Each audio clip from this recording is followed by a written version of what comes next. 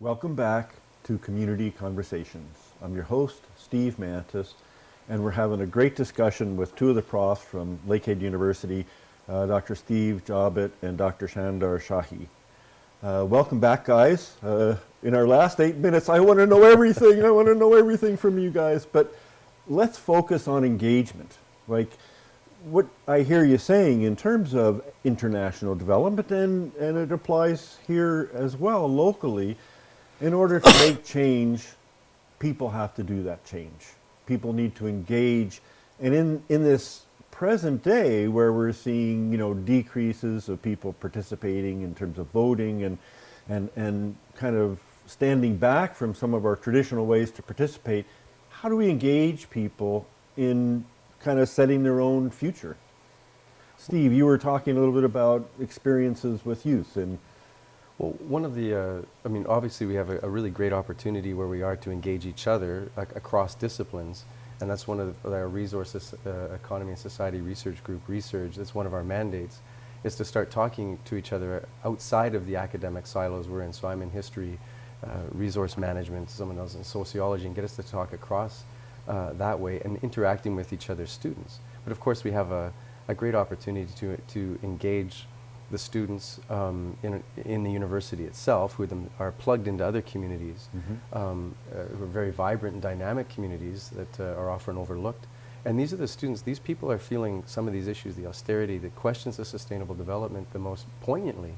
They're the millennials, right? And they're the ones who are facing lower job prospects, higher tuition, questions of sustainability on a scale that was even unknown when I started university in the late 80s, early 90s. The sense of urgency around this, the gap between rich and poor, the persistent poverty that we're dealing with as a community, as a nation, and as a global community.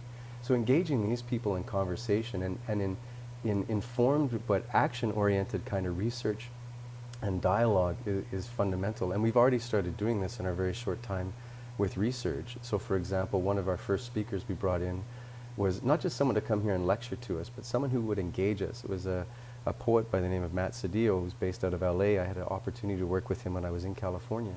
And he came in and it was his activist-oriented poetry and that engaged the students, but then we also engaged them in hands-on sort of things like spoken word workshops, in interactive lecture series and so forth, where people were encouraged to tell their own stories. And this is really important.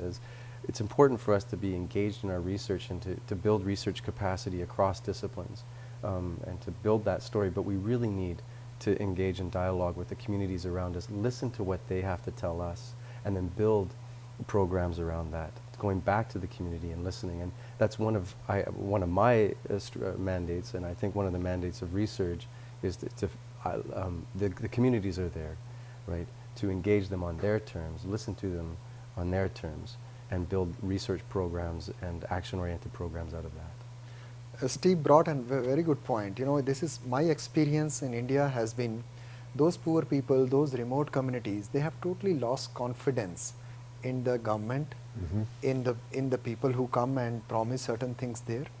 What is more important is engaging them, winning their confidence back. And it takes a lot of time. And things are applicable here.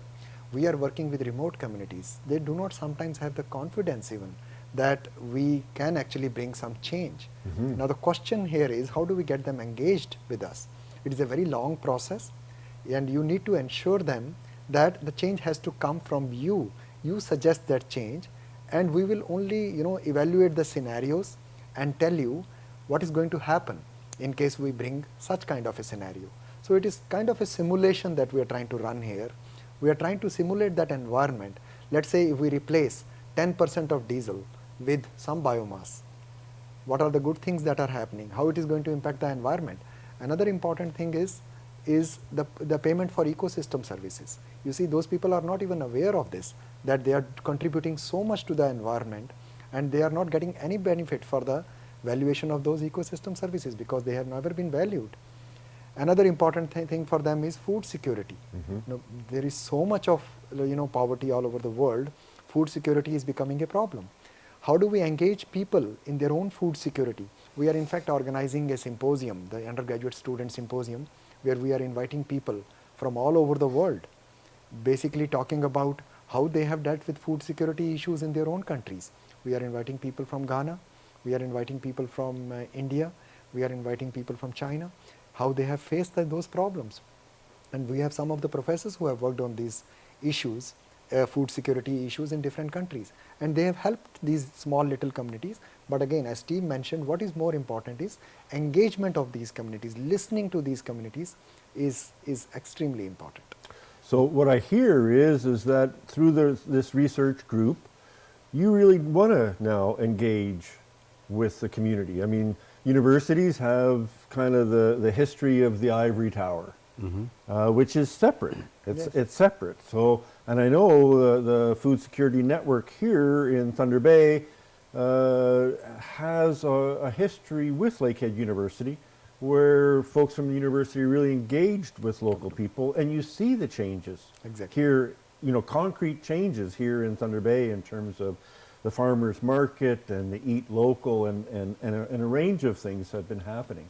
So if folks in Thunder Bay or broader area in northwestern Ontario want to find out more and want to connect and get folks from your research group involved, how do they do that? How do they get in touch with you? What are the steps they may need to take to get you to spend 10 years in our community to really move that forward? They could approach us directly, either Chandra or I at the university, but we have a website, www.resrg.ca. We have a Facebook page, it's just RESRG, it's at the Lakehead University is where we're based. And we welcome members from the community who are at all interested in engaging us to come and any events that we organize or anybody we bring from outside also, we have a very broad advertisement, and we basically tell all community members to come and contribute. And we have seen people from Nan communities, from Matawa communities, and all those people, they come and talk to us, and they are engaged and they are interested in the kind of research we are doing. And especially the student engagement and youth engagement is extremely important here. And we want, like this is my endeavor, that I want more and more youth from the communities to be engaged in this process, so that the capacity building takes place, and it is actually they see the change for themselves. And I mean, that's our future, is the youth and the students you've got there at Lakehead University. It's been a great conversation. We're pretty much out of time.